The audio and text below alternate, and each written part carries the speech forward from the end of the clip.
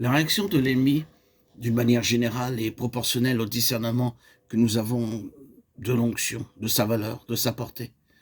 Dieu a quelque chose en vue en ce qui concerne son Fils. Ses intentions sont résumées dans ce que l'apôtre appelle le plan éternel de Dieu. Plus nous pénétrons le mystère de ce plan éternel, plus notre esprit s'ouvre au vrai sens, à la vraie portée de ce témoignage de Jésus. Plus intense aussi est l'antagonisme de l'enfer. Ou en d'autres termes, plus grande aussi sera notre part de souffrance de la main de l'ennemi.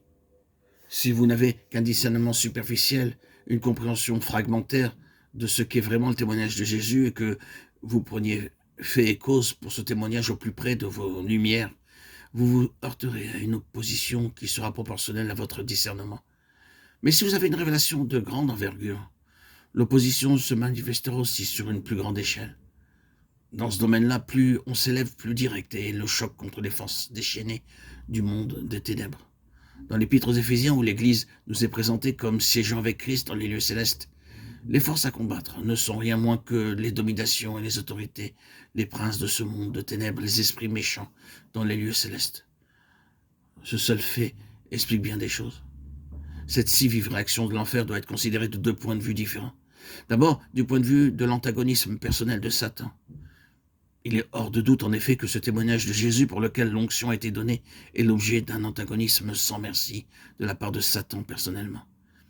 Il s'y livre tout entier avec toutes les ressources dont il dispose. C'est un fait qu'il faut savoir reconnaître. Mais il y a cet autre fait à considérer, cet antagonisme n'existe et ne subsiste que parce que Dieu, dans sa souveraineté, le veut bien. Dieu est au-dessus de tout cela, au-dessus même de cet antagonisme. Cette permission de Dieu s'explique par le fait qu'il y a une relation étroite entre l'onction et la défaite finale de Satan.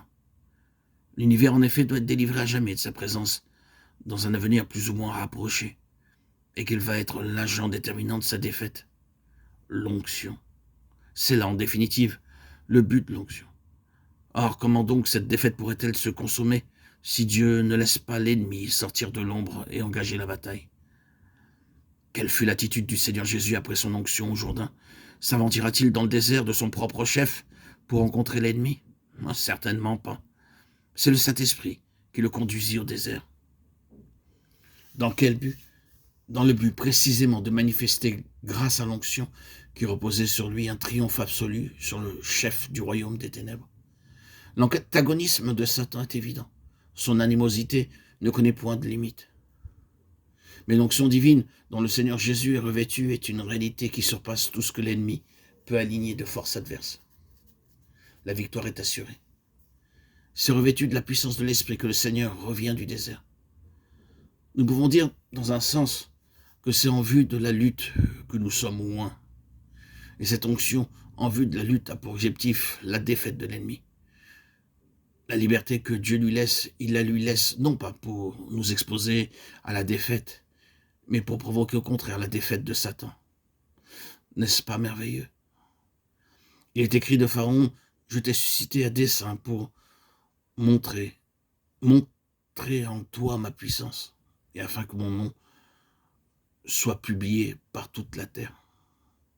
Ainsi, Dieu lui laisse en quelque sorte la bride sur le cou, simplement pour démontrer qu'il peut, lui, avoir raison de n'importe quel déchaînement de force adverse. Ce sont là des choses auxquelles nous ne pensons pas assez quand nous nous trouvons prises avec l'ennemi. Frères et sœurs en Christ, bien-aimés, chers amis, ne l'oublions pas, si Dieu lui permet de concentrer son antagonisme sur l'onction qui est en nous, c'est simplement pour donner à cette onction l'occasion de triompher de Satan. À cet égard, nous ne pouvons nous empêcher de penser que l'ennemi est bien aveugle. Dieu l'a aveuglé. S'il savait que l'onction contre laquelle il se dresse va avoir raison de lui, quel sens y aurait-il de sa part à pousser l'attaque plus loin? Mais c'est là justement que la souveraineté de Dieu apparaît sous un vrai jour.